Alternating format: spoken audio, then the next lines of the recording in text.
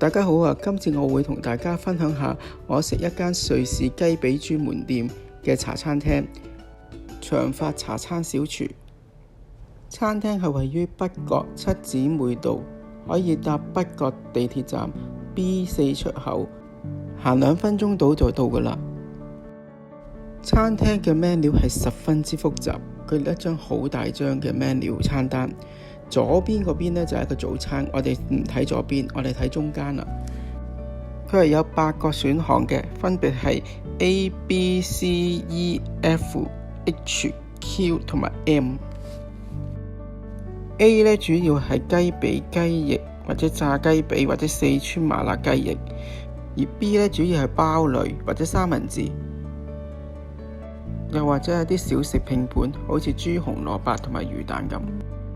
C 呢就係個麵啦，你可以揀唔同嘅餸啦，有紅腸、餐肉、五香肉丁、沙爹牛肉等等。E 呢就係一啲迷你版嘅肉醬意粉啦，或者係一啲豬扒啦。F 呢就係櫻花蝦湯、炭燒豬頸肉麵或者係魚肉春卷麵。H 呢主要係鰻魚飯或者係炭燒豬頸肉嘅選項。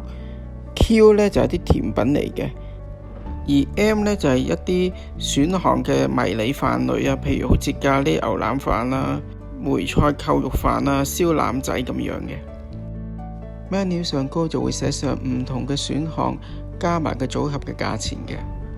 我最後揀咗個 A 加 C， 即係瑞士雞髀加沙爹牛肉麵，同埋加咗杯凍檸茶。個瑞士雞髀嚟到嘅時候非常之熱辣辣嘅，見到呢都好多瑞士汁，都有啲少聞到瑞士汁嘅香味。雞髀嘅 size 都係唔細嘅，見到有我成隻手掌咁大。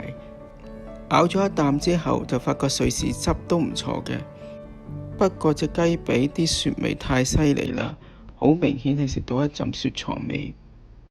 我嘗試飲多啲瑞士汁喺個雞髀度，始終都掩蓋唔到嗰陣雪味，真係可惜。到試下沙爹牛肉麵啦，望落去好似正正常常咁，但係食第一口就覺得個味道不似預期，啲牛肉呢同埋有筋都好大陣雪藏味，啲麵亦都係比較腍一啲，所以呢一個沙爹牛肉麵真係唔推介。講下餐廳嘅環境都好90年代 feel， 成日都播住黎明啊、李克勤啊、播紅日嗰啲歌，非常之90年代嘅歌曲。呢間茶餐廳令我最深刻嘅始終都係個複雜嘅 menu， 至於個雞髀我就覺得真係一般般啦。今日分享係咁多啦，多謝大家收看，下次再見。